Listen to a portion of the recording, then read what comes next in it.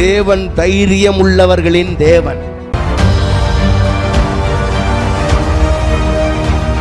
எப்ப தேவன் உன் கண்ணுக்கு தெரிவார் தெரியுமா? நீ வாழ்க்கையில துணிச்சலா தைரியமா சில முடிவுகளை எடுக்கும் பொழுதுதான் கர்த்தர் முன்னாடி தோணும். கிருபாசன தண்டையில நெருங்கி சேருகிற தைரியம் எதனாலே உண்டானது என்றால், தேவன் அன்பானவர் என்பதை சிங்காசனத்தை விட்டு இறங்கி சிலுவைக்கு வந்து மரித்து, மகனே நீ கிட்ட வா, நான் உன் மேல அவ்வளவு அன்பா இருக்கிறேன் அப்படின்னு ஆண்டவர் அந்த வழியை திறந்து காண்பித்ததுனால அவருக்கு என்ன கெப்பாசிட்டி இருக்கு, உன்னை கொண்டு அவரால் என்ன செய்ய முடியும் அப்படின்றத வச்சுதான் தேவன் உன்னை பார்க்கிறாரு. கர்த்தர் நல்லவராய் இருக்கிறார். நீங்கள் சுதந்திரவாளிகள் என்கிறதான தலைப்பில் உங்களோட செய்திகளை பேசிக்கொண்டு வருகிறேன். சுதந்திரவாளிகள் என்ற அந்த வார்த்தையுடைய பொருள் என்னவென்றால், நீங்க தான் உரிமையாளர்கள். பொதுவா ஒரு அப்பாவுக்கு ஒரு சொத்து இருக்குதுன்னா அந்த சொத்து யாருக்கு போய் சேருமோ அவங்கள சுதந்திரவாளின்னு சொல்லுவாங்க. அப்பாவோட சொத்து பிள்ளைங்களுக்கு போய் சேரும், அந்த பிள்ளைங்களை தான் சுதந்திரவாளிகள் அப்படின்னு சொல்லுவாங்க. அதுக்கு நம்ம பாஷையில் சொன்னா உரிமையானவங்க. சுதந்திரவாளிகள்னா என்ன அர்த்தம்? அவங்க தான் உரிமையானவங்க அல்லது அவங்க தான் அதுக்கு வாரிசுகள் அப்படின்னு சொல்லி நாம சொல்லலாம். சரி, இப்ப நாம என்னெல்லாம் நம்முடைய சுதந்திர விதத்துல இருக்குது அப்படின்றதுல முக்கியமான ஒரு 5 காரியத்தை நான் என்ன பண்ணியிருக்கேன்னா உங்களுக்கு ஏற்கனவே சொல்லியிருக்கிறேன். நாம எதுக்கெல்லாம் சுதந்திரவாளிகள்னு இந்த வேதம் சொல்லுது அல்லது உங்களுடைய உயில்ல எழுதி இருக்குது. இது ஒரு உயில் புத்தகம் என்று நம்ம படித்தோம். ஆகவே இதுல ஒரு 5 முக்கியமான ஆசீர்வாதங்கள் உங்களுக்கு சொந்தமாக்கப்பட்டிருக்கிறது அப்படின்னு சொல்லி இதுல இருக்கு. அது என்னெல்லாம் அப்படின்னா, தேவன் உங்களை நீதி உள்ளவர்களா மாற்றி இருக்கிறார். விசுவாசத்தினால உண்டாகிற நீதி. நல்ல கவனிங்க, இப்ப நீங்களோ நானோ பாவிகள் இல்ல, நீங்க நீதிமான்களாய் மாற்றப்பட்டிருக்கிறீங்க. இது ஆண்டவர் கிருபையா நமக்கு தர்ற முதல் சுதந்திரம். 2வது, நமக்கு ஆண்டவர் என்ன கொடுத்திருக்கிறார்னா பரலோக பாக்கியம் அல்லது நித்திய ஜீவன் சொல்லலாம். அத 2வது முக்கியமான சுதந்திரம் என்ன? நித்திய ஜீவன். 3வது முக்கியமான சுதந்திரம் என்னன்னா அழியாத ஆசீர்வாதங்கள், ஆவிக்குரிய வரங்கள், கனிகள், அப்படி நிறைய தேவனுக்கு ஏற்ற நிறைய அழியாத ஆசீர்வாதங்கள் இருக்குல்ல, அதெல்லாம் அழியாத ஆசீர்வாதங்கள் அல்லது மற்றவர்களுக்கு உபயோகமா இருக்கிறதுக்கு தேவன் உங்களுக்கு கொடுத்த ஆசீர்வாதங்கள். அதை எப்படி வேணா சொல்லலாம், காணப்படாத ஆசீர்வாதங்கள் அப்படி சொல்லலாம்.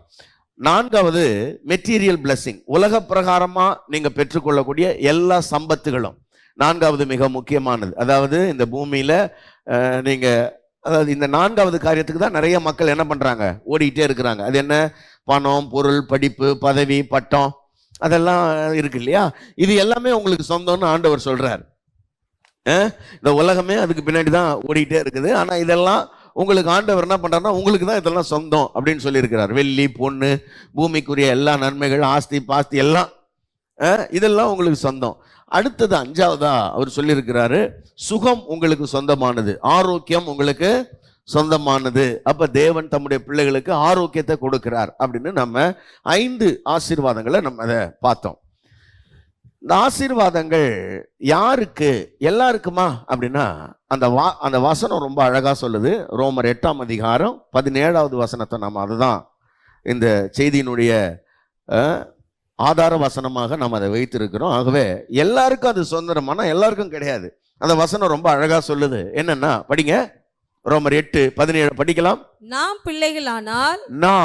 பிள்ளைகள் ஆனால் சுதந்திரரும் ஆமே. தேவனுடைய அவ்வளவுதான், போதும். நாம் பிள்ளைகள் ஆனால் சுதந்திரரும் ஆமே. இப்ப ஃபர்ஸ்ட் பாயிண்ட்ல தான் நம்ம இருக்கிறோம். என்ன சொல்றோம்னா, பிள்ளைங்களுக்கு தான் சுதந்திரம் அப்படின்னு நம்ம வாசிக்கிறோம். அதைத்தான் நான் ஆரம்பத்துல இருந்தே சொல்லிட்டு இருக்கிறேன். பிள்ளைகளானால் சுதந்திரம் நமக்கு தான்.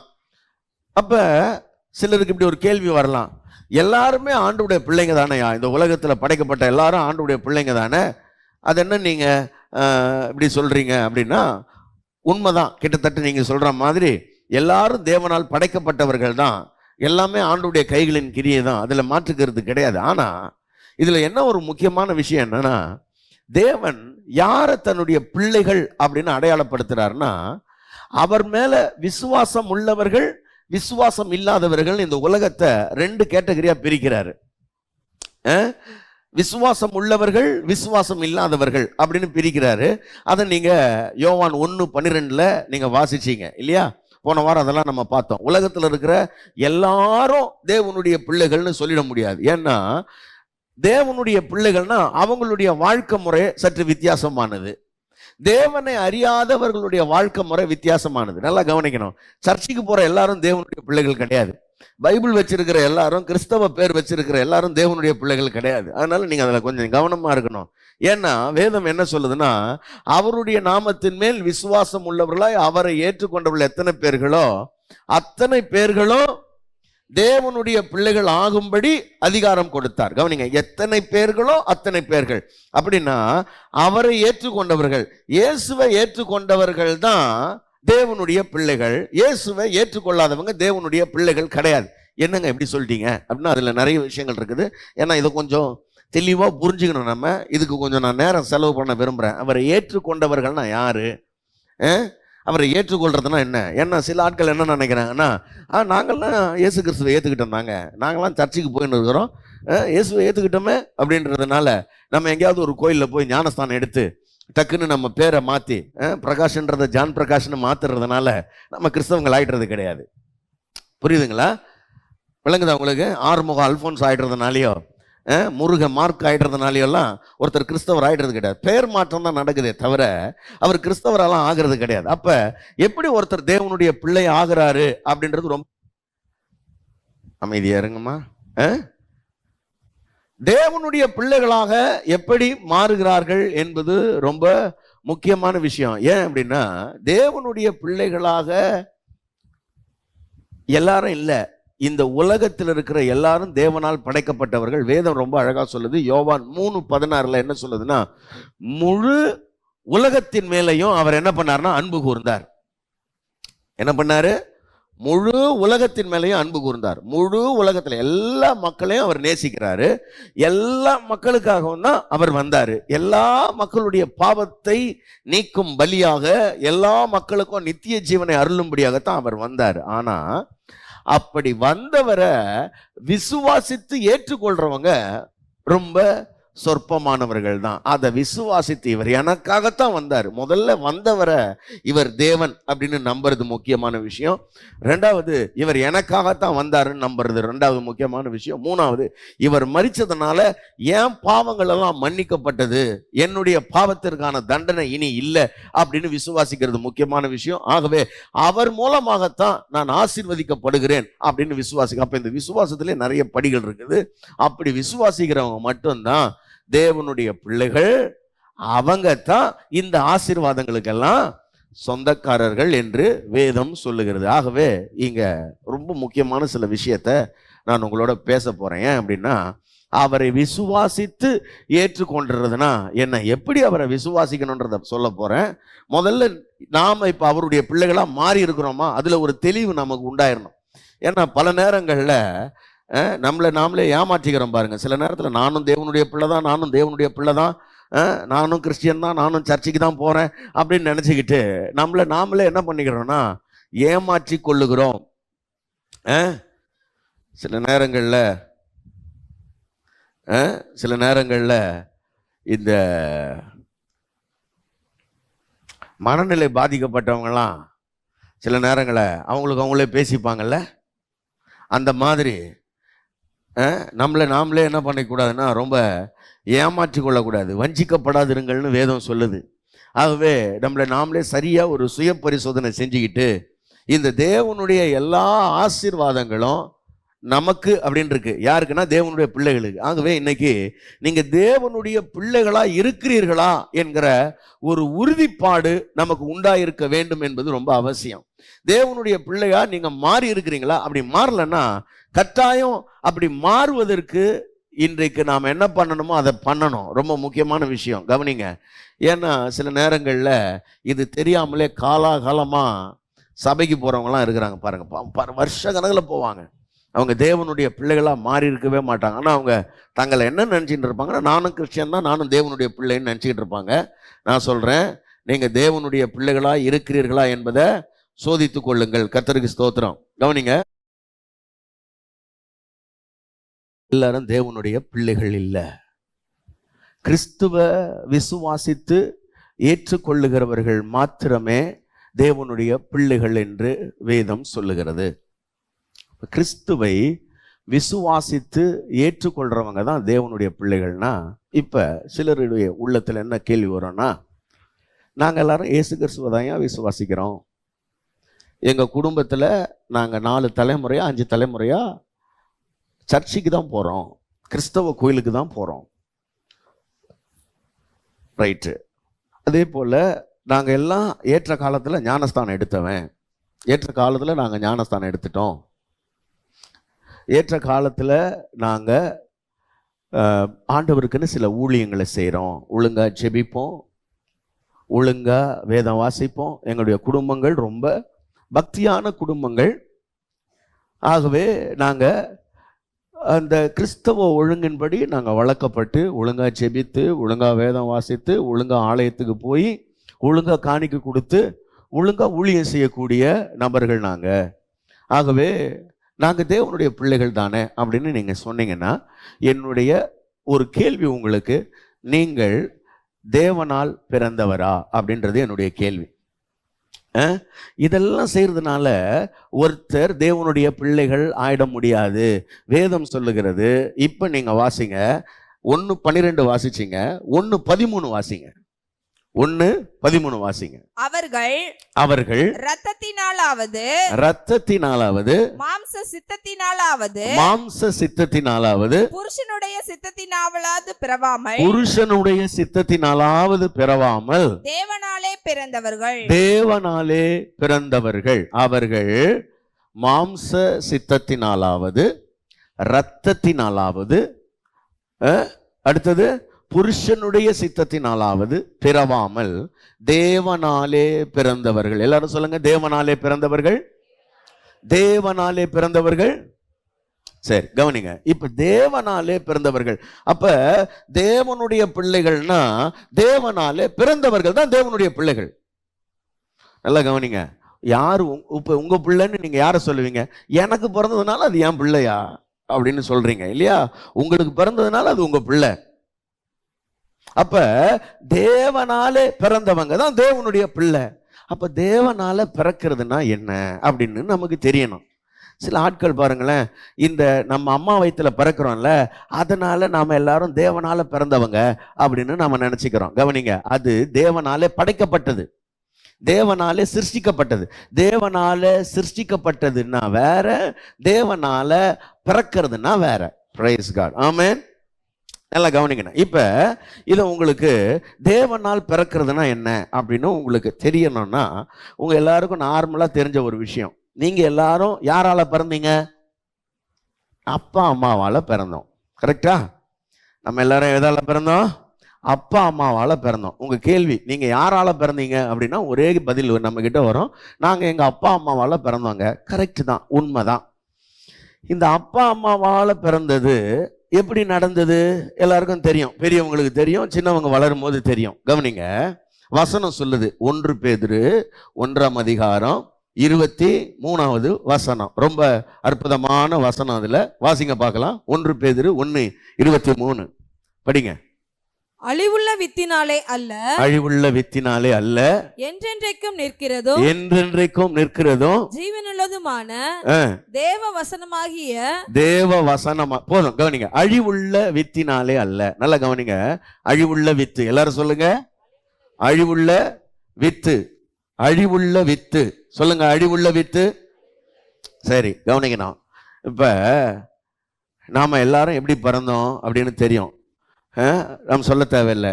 ஒரு அப்பா ஒரு அம்மாவோட கருவறையில் என்ன பண்றாருன்னா அவரோட வித்தை விதைக்கிறார்.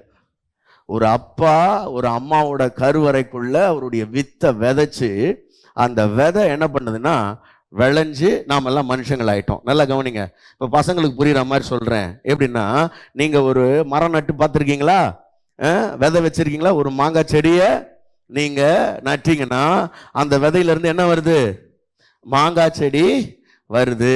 என்ன செடி வைக்கிறீங்களோ அதுல இருந்து, அந்த விதையிலிருந்து அந்த செடி வரும். கவனிக்கணும். இப்ப தேவன் இந்த உலகத்தை படைக்கும் பொழுது என்ன பண்றாரு அப்படின்னா, ஒவ்வொன்றையும் விதை உள்ளதா படைக்கிறாரு.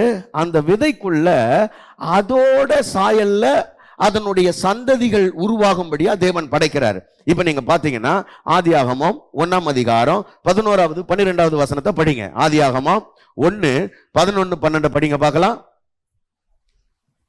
ஆதியாகமம் 1.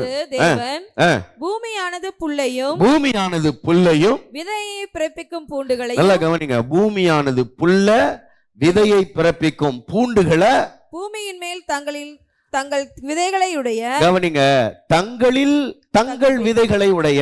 அப்ப கவனிங்க, ஒரு விதைக்குள்ள என்ன இருக்குன்னா அதோட சந்ததி இருக்குது. சரியா? ஒரு ஒரு ஒரு என்ன சொல்ல, நம்ம ஊர்ல எப்படி சொல்லுவாங்க பார்த்துருக்கீங்களா? ஒரு பழத்துக்குள்ள எத்தனை விதை இருக்குன்னு எண்ணிடலாம். ஒரு பழத்துக்குள்ள எத்தனை விதை இருக்குன்னு எண்ணிடலாம். ஆனா ஒரு விதைக்குள்ள எத்தனை பழம் இருக்குன்னு என்ன பண்ண முடியாது, சொல்லவே முடியாது. அப்ப தங்கள் விதைகளுடைய ஒரு பழம் காய்க்கும் போதே அதுக்கான விதைகளை அதுக்குள்ள வச்சுட்டு இப்ப தேவன் என்ன பண்றாருன்னா அந்த பழங்களை கொடுக்கிறார். இப்ப அந்த பழங்களை சாப்பிட்டு அதனுடைய விதைகளை எடுத்துட்டு போய் நம்ம என்ன பண்றோம், விதைக்கிறோம்.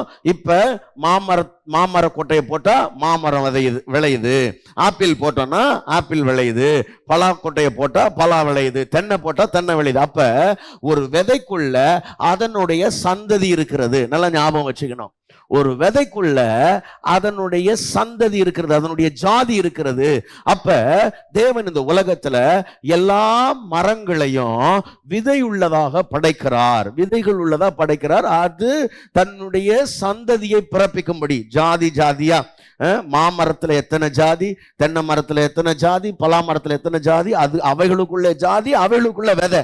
அதைத்தான் நீங்க அங்க வாசிக்கிறீங்க. 11-12 என்ன வாசிக்கிறீங்க, அதைத்தான் வாசிக்கிறீங்க. படிங்க பார்க்கலாம் திரும்பவும். அப்பொழுது தேவன் பூமியானது புல்லையும் விதையை பிறப்பிக்கும் பூண்டுகளையும் பூமியின் மேல் தங்கள் விதையுடைய கனிகளை தங்கள் ஜாதியின்படியே கொடுக்கும் கனி விருட்சங்களையும் முளைப்பிக்க கடவுது என்றார். அப்ப தங்கள் ஜாதியின்படியே அது என்ன பண்ண கடவுது, முளைப்பிக்க கடவுது. தங்களில் விதைகளை உடைய கனிகளை அது என்ன பண்ண கடவுது. சரி, மரம் செடி கொடிகளை இப்படி படைச்சிட்டார். மிருக ஜீவன்களையும் அப்படிதான் படைக்கிறார். மிருக ஜீவன்களுக்குள்ளயும் அவைகளுக்குள்ள ஆண்டவர் என்ன பண்றாரு, விதைய வச்சு அவைகள் ஜாதி ஜாதியாக பிறப்பிக்கும்படியாக அவைகளுடைய சாயலின்படி ஒரு குரங்கு அது மாதிரியே ஒரு குரங்க படைக்கிறதுக்கு, ஒரு ஆடு அது மாதிரியே ஒரு ஆடை படைக்கிறதுக்கு, ஒரு மாடு அது மாதிரியே ஒரு மாடை படைக்கிறதுக்கு அவைகளுக்குள்ள வித்தை வச்சு தேவன் என்ன பண்றாருன்னா உருவாக்குறார். 24வது வசனத்தை படிங்க. 24வது வசனம். பின்பு தேவன் பூமியானது ஜாதி ஜாதியான ஜீவ ஜந்துக்களாகிய நாட்டு மிருகங்களையும், ஜாதி ஜாதியான நாட்டு மிருகங்கள், ஊரும் பிராணிகள், காட்டு மிருகங்கள் ஜாதி ஜாதியாக பிறப்பிக்க கடவுது. நல்லா கவனிங்க. ஒரு ஆடு அது மாதிரி என்ன பண்ணும், குட்டி போடும். மாடு அது மாதிரியே குட்டி போடும், ஒட்டகம் அது மாதிரியே போடும். அப்ப அவைகளை போலவே குட்டி போடுறதுக்கு தேவன் என்ன பண்றாருன்னா அவைகளுடைய வித்தை அதுக்குள்ள வச்சு படைச்சாரு. கவனிங்க, 26வது வசனம் வரும்போது இதுதான் கவனிக்கணும். இப்பதான் கவனிக்கணும் நீங்க. 26வது வசனத்துக்கு வரும்பொழுது தேவன் இப்ப மனுஷனை படைக்கிறாரு. இப்ப மனுஷனை எப்படி படைக்கிறாரு, காய்கறிகள், பழங்கள், மரஞ்செடிகள் எல்லாம் அது ஜாதியின்படி படைக்கிறாரு. மிருகங்களை அது ஜாதியின்படி படைக்கிறாரு. இப்ப மனுஷனை படைக்கும் போது என்ன பண்ணிட்டாருன்னா இவரு எதை மாதிரி உருவாக்குறதுன்னு யோசிச்சு அங்க ஒரு காரியம் சொல்றாரு. தமது சாயலாகவும் தமது ரூபத்தின்படியும் மனுஷனை. இப்ப நல்லா கவனிங்க. அப்ப மனுஷன்றவன் யாரு அப்படின்னா தேவனை பிரதிபலிக்கிற தேவ ரகமான இல்லைன்னா தேவ ஜாதியான ஒரு படைப்பு மனுஷன். Praise God. விளங்குதா உங்களுக்கு? மனுஷனை எப்படி உண்டாக்குவோம்னு சொல்றாரு, தமது சாயலாகும். நான் எப்படி இருக்கிறானோ, நான் எப்படிப்பட்ட ரூபம் உள்ளவரோ அது போல என்னுடைய, கவனிங்க, அந்த தமது சாயலாக தமது ரூபத்தின்படி அந்த வார்த்தைக்குள்ள நல்லா கவனிக்கணும். எப்பவுமே அந்த சாயல்னா 5 விஷயம் முக்கியமானது. ரூபத்துல கேரக்டர்ஸ் இருக்குது. நான் சொல்றேன், இந்த 5 விஷயம் நிறைய ஏற்கனவே சொல்லியிருக்கேன், திரும்ப சொல்றேன். ஆவி, அழியாமை, ஆளுகை, சித்தம், பாலினமற்ற தன்மை. இது 5 தான் தேவ சாயல். நல்லா ஞாபகம் வச்சுக்கணும். ஆவி, தேவன் எப்படி இருக்கிறாரு? அப்ப நாம எல்லாரும் எப்படி இருக்கிறோம்? ஆவியாக இருக்கிறோம். 2வது அழியாமை, தேவனுக்கு சாவு கிடையாது, நமக்கும் சாவு கிடையாது. நமக்குன்னா இந்த பாடிக்கு கிடையாது, நம்ம ஆவிக்கு சாவு கிடையாது, நம்ம ஆவி அழியாதது 2வது. 3வது முக்கியமான விஷயம், நாம் எல்லாரும் சுயசித்தம் உள்ளவர்கள். நம்ம விருப்பப்படி வாழலாம். கடவுள் அப்படிதான் நம்மளை படைச்சிருக்கிறார். நல்லது கெட்டது எல்லாத்தையும் நமக்கு சொல்லி கொடுத்துட்டாரு. நல்லது வேணா நல்லது செய்யலாம், கெட்டது வேணா கெட்டது செய்யலாம். நல்லது செஞ்சா நல்ல பலன்களையும், கெட்டது செஞ்சா கெட்ட பலன்களையும் நாம் அடைவோம். விளங்குச்சா உங்களுக்கு? 5வது, நாம ஆளுகை செய்யறவங்க. ஆனா தேவனுடைய விருப்பம் என்னன்னா, நாம எப்பவுமே ஆளுகிறவர்களாக இந்த பூமியில இருக்கணும். இந்த முழு உலகத்தையும் நாம ஆண்டு பராமரித்து வைக்கணும்ன்றது தேவனுடைய விருப்பமா இருக்கிறது. 5வது, தேவன் மனுஷனை படைக்கும் பொழுது பாலின பாகுபாடு அற்றவனாக தான் மனுஷனை படைச்சார். ஆண் பெண் பேதம்லாம் கிடையாது. பரலோகத்திலையும் அப்படிதான் இருக்க போறோம். பிரைஸ் காட், ஆமென். அப்ப தேவன் மனுஷனை உருவாக்கும் பொழுது இந்த சாயலாக தன்னை போலவே இருக்கும்படியாக இப்ப மனுஷனை என்ன பண்றாருன்னா உருவாக்குவோமாக அப்படின்றார். அப்ப அப்படிப்பட்ட தேவனுடைய வித்து இப்ப மனுஷனுக்குள்ள வந்துருச்சு. இப்ப மனுஷன் பிள்ளை பெத்தா யார் வருவாங்க? தேவ சாயலான மனுஷன் வருவான். விளங்குதா உங்களுக்கு? தேவ சாயலான மனுஷன் வருவான். அப்படித்தான் கடவுள் மனுஷனை உருவாக்கி வச்சிருந்தார். ஆனா நீங்க பாருங்க, இந்த தேவ சாயலான மனிதனை உருவாக்குறது தான் தேவனுடைய திட்டமா இருக்குது. அதுதான் மல்கியால வாசிக்கிறோம். அவர் ஒருவனை அல்லவா படைத்தார், ஆவி அவருக்குள் பூரணமா இருந்தது. பின்ன ஏன் ஒருவனை படைத்தார்னா, பக்தி உள்ள சந்ததியை பெரும்படித்தானே, அல்லது தேவரகமான தேவ தன்மை உள்ள ஒரு சந்ததியை பெரும்படியாகத்தான் தேவன் என்ன பண்ணார்னா இந்த ஒரே மனுஷனை படைச்சார். அவனுக்குள்ள இருந்து முழு உலகமோ தேவ சாயலான உலகமா இருக்க வேண்டும் என்பது தேவனுடைய திட்டமா இருந்தது. ஆனா இடையில என்ன நடந்ததுன்னு உங்களுக்கு தெரியும், நீங்க வேதத்தை வாசிக்கிறவங்க இல்லையா? அப்ப தேவனை போல சிருஷ்டிக்கப்பட்ட மனுஷன் என்ன ஆயிட்டான்? பாவம் செய்ததுனால, தேவனுடைய ஆளுகையை தள்ளி விட்டதுனால அவன் ஆவியில இப்ப அந்த தேவ சாயலை என்ன பண்ணிட்டான்னா இழந்துட்டான். அந்த ஆவியில மரித்து போய் தேவ சாயலை என்ன பண்ணிட்டான்? இழந்துட்டான். பிரைஸ் காட், ஹல்லேலூயா. விளங்குதா உங்களுக்கு? அப்ப அந்த தேவ சாயல் போயிருச்சு. இப்ப ஆதாம் கருத்தரித்து குழந்தை பெத்தெடுக்கிறாரு. இப்ப என்ன குழந்தை பிறக்குதுன்னா மனுஷ சாயலா குழந்தை பிறக்குது. மனுஷ சாயல்னா என்னது? பாவ சாயல், கீழ்ப்படியாமையின் சாயல், மீறுதலின் சாயல்ல பிள்ளை பிறக்குது. அப்ப தேவ சாயல்ல பிள்ளை பெற்றெடுக்க வேண்டிய இவன் மீறுதலின் சாயலாக, பாவ சாயலாக, கீழ்ப்படியாமையின் சாயலாக பிள்ளைகளை பெற்றெடுக்கிறான். இப்ப நாமெல்லாம் அப்படி வந்தவங்க. எப்படி வந்தவங்க? பாவ சாயல்ல வந்தவங்க. நம்ம கிட்ட நல்லது செய்யணும்ன்ற எண்ணம் இருக்கும், ஆனா நல்லது செய்ய முடியாது. ஒரு தப்ப பண்ணக்கூடாதுன்னு நினைப்போம், ஆனா பண்ணிடுவோம். ஒழுங்கா இருக்கணும்னு நினைப்போம், ஆனா ஒழுங்கா இருக்க முடியாது. சில விஷயத்தை சரிப்படுத்திக்கணும்னு நினைப்போம், ஆனா சரிப்படுத்திக்க முடியாது. காரணம் என்னன்னா பாவ சாயலாக நாம உருவாக்கப்பட்டிருக்கிறதுனால இப்ப இந்த தேவ சாயல் போயிடுச்சு. சரி, போனா என்னங்க அப்படின்னா அதுதான் பெரிய பிரச்சனையே. அந்த தேவ சாயல் என்னைக்கு மனுஷன் இழந்தானோ, அந்த தேவ சாயல்ன்றது என்னது? அந்த தேவனுடைய வித்து, அந்த தேவனுடைய ஜீவன், அது நம்ம கிட்ட இல்லாததுனால மனுஷன் எப்படிப்பட்டவன் சொன்ன? அந்த தேவ சாயல் என்ன இருக்குதுன்னு சொன்ன? அழியாமைன்னு சொன்ன இல்லையா? அழியாமைக்குரிய இவன் இப்ப என்ன ஆயிட்டான்னா அழிவுக்குரியவனா ஆயிட்டான். இந்த அழிவு அழியாமைன்றத கொஞ்சம் தெளிவா புரிஞ்சுக்கணும். அழிவு அழியாமைன்னா என்னது? அழிவு அப்படின்னா கவனிங்க, அழியாமைனா என்றென்றைக்கும் தேவனோட வாழ்றது, என்றென்றைக்கும் தேவனோட வாழ்றது. அழிவுனா தேவன் இல்லாம வாழ்றது, அவ்வளவுதான் விஷயம். அழிவுனா வேற ஒண்ணும் கிடையாது, தேவன் இல்லாம வாழ்றது. அது எப்படிப்பட்ட வாழ்க்கைன்னா நரகமான வாழ்க்கைன்னு வேதம் சொல்லுது. அதுதான் நரகம். சிலர் சொல்றாங்க, இப்பயே நான் நரகத்தை தான் அனுபவிச்சுன்னுக்கிறேன். இந்த நரகமே உங்களால தாங்கிக்க முடியலன்னா அந்த நரகத்தை எப்படி தாங்குவீங்க? அது ரொம்ப அங்க அழுகையும் பற்கடிப்பும் உண்டாயிருக்கும்னு வேதம் சொல்லுது. அது மிகப்பெரிய வேதனை மிகுந்த இடம். அதனால தான் அந்த ஐஸ்வர்யவான் அந்த பாதாளத்துக்கு போகும்போது வேதனை நிறைந்த இந்த இடத்திற்கு என் சகோதரர்கள் வர வேண்டாம், நீங்கள் விரும்புகிற ஒருத்தரும் அங்க போகணும்னு நினைக்க மாட்டீங்க, அந்த மாதிரி ஒரு இடம். ஆக அப்படிப்பட்ட நரகத்துக்கு போறதுக்கு பேர் தான் அழிவு, அதுக்கு பேர் தான் மரணம் அப்படின்னு வேதம் சொல்லுது. அப்ப கவனிங்க, இப்ப மனுஷனை தேவன் என்ன பண்ணிருக்கிறாரு? தேவசாயலா உண்டாக்கி இருக்கிறாரு. அவனுக்குள்ள தேவனுடைய வித்து இருந்தது. இப்ப அந்த தேவனுடைய வித்து இல்லாதனால, மனுஷ வித்துனால இப்ப மனுஷன் என்ன பண்றானா, பிறந்துகிட்டே இருக்கிறான். இப்ப இவன் பாவ சாயல்ல இருக்கிறான். இவன் மறுபடியும் தேவ சாயலாக மாறணும்னா வேதம் சொல்லுது அவன் மறுபடியும் பிறக்கணும்னு. அல்லேலூயா, விளங்குதா உங்களுக்கு? இப்ப இழந்து போன அந்த ஜீவனை, இழந்து போன அந்த தேவசாயலை ஆதாம் எதை தொலைச்சிட்டாரோ அதை ஒரு மனுஷன் மீண்டுமாக அடையிறதுக்கு பேரு மறுபிறப்புன்னு வேதம் சொல்லுது. அந்த மறுபிறப்பு அடையிறது தான் தேவனால பிறப்பது. நல்லா கவனிங்க. அப்ப தேவன் மறுபடியும் ஒருத்தனை பிறக்க வைக்கிறாரு அப்படின்னு வேதம் சொல்லுது. அல்லேலூயா சொல்லுங்க பார்க்கலாம். பக்கத்துல கைப்பிடிச்சு சொல்லுங்க, மறுபிறப்புனா என்னவா இருக்கும்? சில ஆட்கள் பாருங்க, பிற மதங்கள்ல பிற சமயங்கள்ல மறுபிறப்புனா என்ன சொல்லுவாங்க? மறுஜென்மன்னுவாங்க. ரொம்ப கரெக்டா சொல்றீங்க, குட். மறுஜென்மம், அடுத்த ஜென்மம்னு ஒண்ணு இருந்தா, நான் அடுத்த ஜென்மத்துல என்னவா பிறப்பேன் தெரியுமா? நாயா, நரியா, குருவியா, கொக்கா?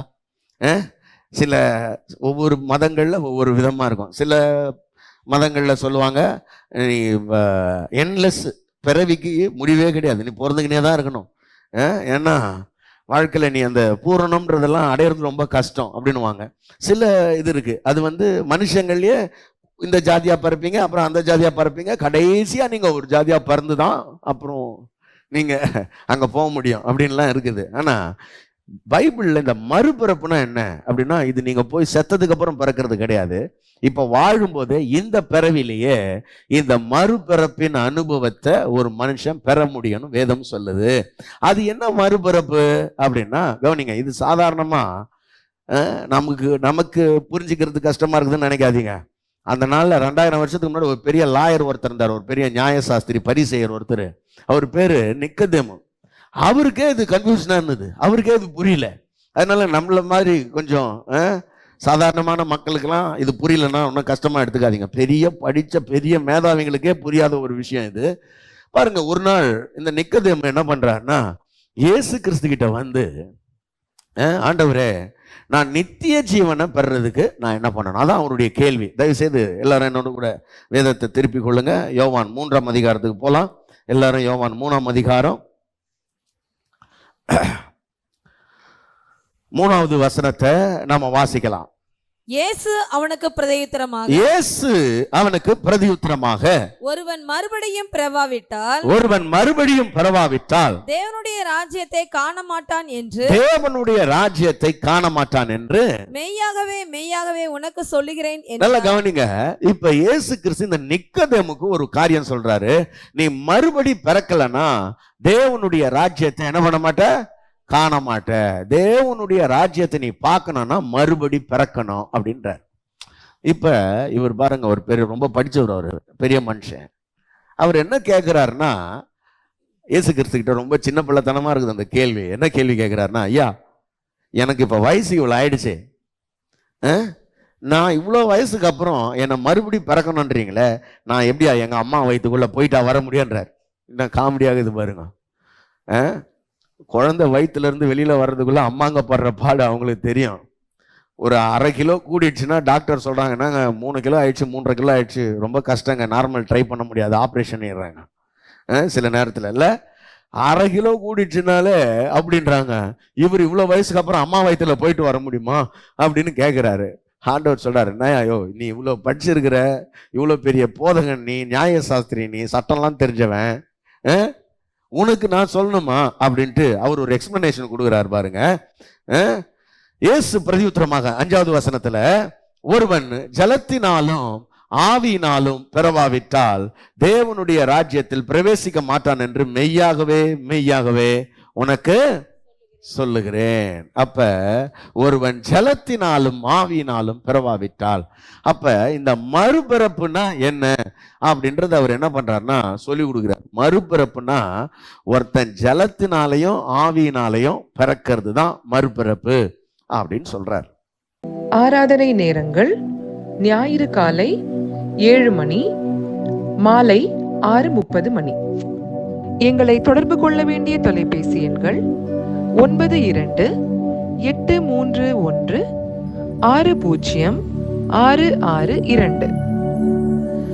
98-406-72-355.